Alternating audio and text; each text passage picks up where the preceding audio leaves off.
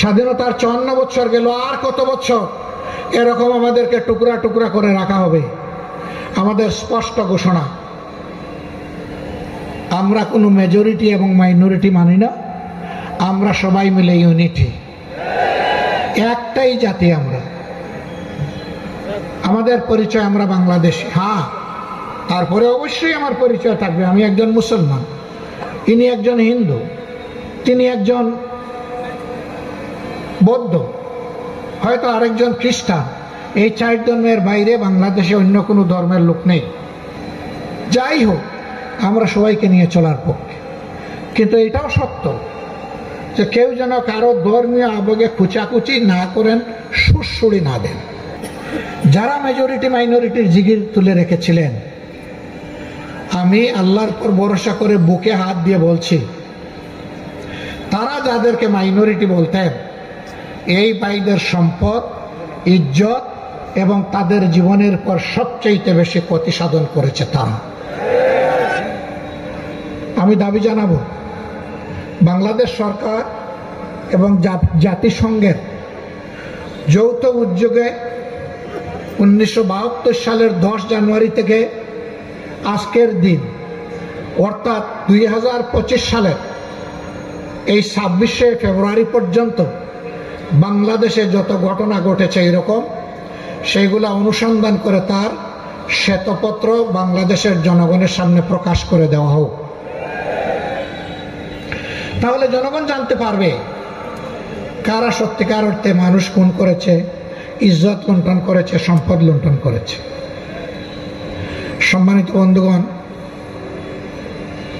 আরেকটি কথা আমাদের পরিষ্কার, ভারত সহ দুনিয়ার সকল দেশ আমরা একই বিশ্বসভার সদস্য, জাতিসংঘের সদস্য রাষ্ট্র। আমরা ভারত আমাদের নিকটতম প্রতিবেশী, আমরা আমাদের প্রতিবেশীকে অহেতুক কষ্ট দিতে চাই না, তবে আমাদের প্রতিবেশীও যেন আমাদের উপরে এমন কোনো কিছু চাপিয়ে না দেন যা বাংলাদেশের মানুষের জন্য সম্মানজনক নয়, অপমানজনক।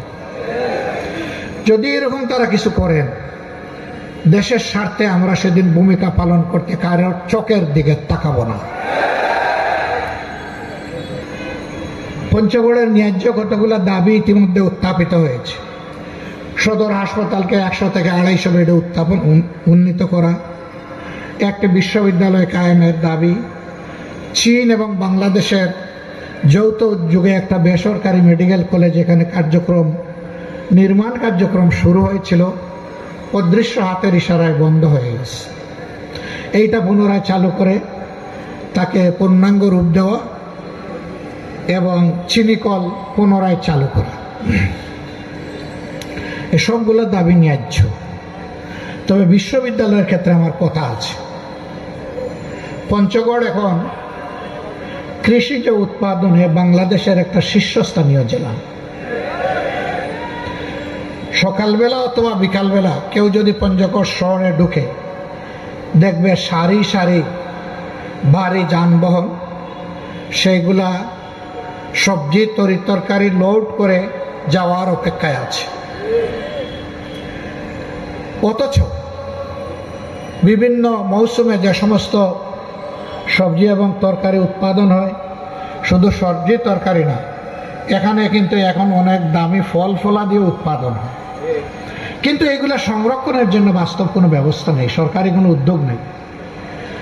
এগুলা সংরক্ষণ করলে কৃষি তার ন্যায্য পাওনাটা পেত কৃষক, আর জনগণ ন্যায্য মূল্যে এই জিনিসগুলা পেয়ে যেত সারা বছর।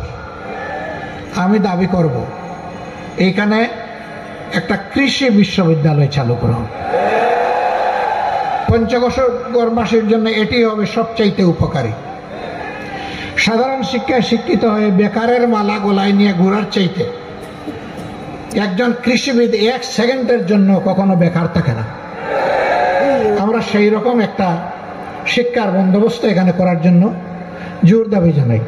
আপনাদের এই দাবির সাথে আমি একমত।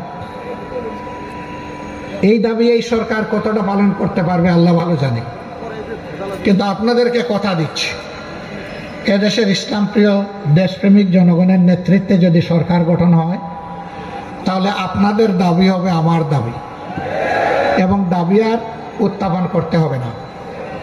বরঞ্চ বৈষম্যহীন বাংলাদেশে যে এলাকা বঞ্চিত, সেই এলাকা সবার আগে তার পাওনা ফেরত পাবে ইনশাআল্লাহ।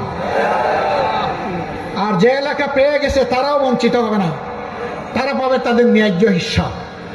কিন্তু আগে দেখা হবে বঞ্চিত এলাকা। আমি পঞ্চগড়কে এমনই একটা বঞ্চিত এলাকা মনে করি। আমরা বাংলাদেশকে একটা মানবিক বাংলাদেশ হিসাবে গড়ে তুলতে চাই।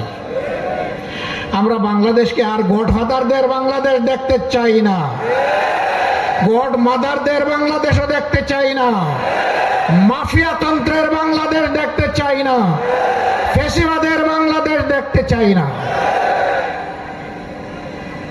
2006 সালের 28 অক্টোবর থেকে 2024 সালের 5 আগস্ট পর্যন্ত ফ্যাসিবাদীদের হাতে যারা জীবন দিয়েছেন, আমি তাদের সকলের প্রতি গভীর শ্রদ্ধা জ্ঞাপন করছি। সম্মানিত ভাইরা, আপনারা জানেন, বিশেষ করে 24 আন্দোলনে যারা জীবন দিয়েছেন, আমি এবং আমাদের প্রিয় দল প্রত্যেকটি শহীদ পরিবারে গিয়ে আমরা হাজির হয়েছি। তাদেরকে সান্ত্বনা দিয়েছি, তাদের জন্য দোয়া করেছি, তাদের কাছ থেকে দোয়া চেয়েছি। এরপরে যারা আহত পঙ্গু হয়েছিল, আমরা এখন তাদের দুয়ারে দুয়ারে ঘুরি। এ সংখ্যাটা বিশাল, 34,000। এই মানুষগুলো সবার দুঃখ দূর করতে পারবো না, কিন্তু আমরা তাদেরকে বার্তা দিতে চাই, এই বেদনা, এই কতটুকু তোমাদের নয়, তোমরা জাতির গর্বিত সন্তান, তোমরা জাতীয় বীর, আমরা আছি তোমাদের সাথে এবং আজীবন আমরা তোমাদের কাছে কৃতজ্ঞ। আমি যুবক ভাইদেরকে বার্তা দিতে চাই, আগামী দিনের বৈষম্যহীন, দুর্নীতি দুঃশাসন মুক্ত মানবিক বাংলাদেশ গড়ার জন্য তোমাদেরকে আরেকবার গর্জন করতে হবে, জেগে উঠতে হবে। আমিও তোমাদের সাথে থাকবো ইনশাল্লাহ।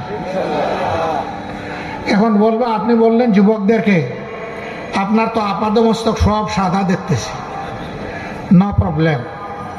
আমার বাহ্যিক কালার সাদা হয়েছে, বুকের ভিতরের কালার আমার তরুণ, আলহামদুলিল্লাহ।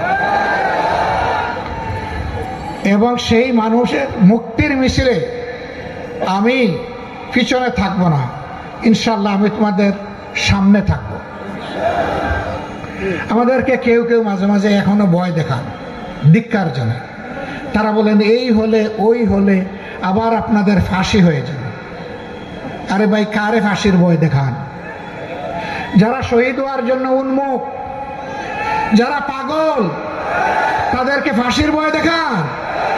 এই ভয় করলে আমাদের নেতৃবৃন্দকে ফাঁসির কাস্টে দাঁড়াতে হতো না, পাতাটনের উপর দাঁড়াতে হতো না, এবং ফাঁসির রশি গলায় নিতে হতো না।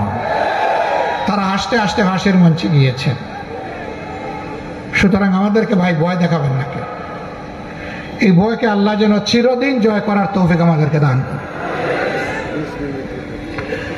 আমরা ছাত্রছাত্রীদেরকে বলি, আল্লাহ যদি এই দেশ পরিচালনার দায়িত্ব আমাদের হাতে দেন, আমরা তোমাদেরকে এমন শিক্ষায় গড়ে তোলার চেষ্টা করব যেখানে তোমরা সৃষ্টিকর্তা আল্লাহকে ভয় করবে এবং দুনিয়ার শ্রেষ্ঠ কারিগরের হাত নিয়ে শিক্ষা প্রতিষ্ঠান থেকে বের হবে।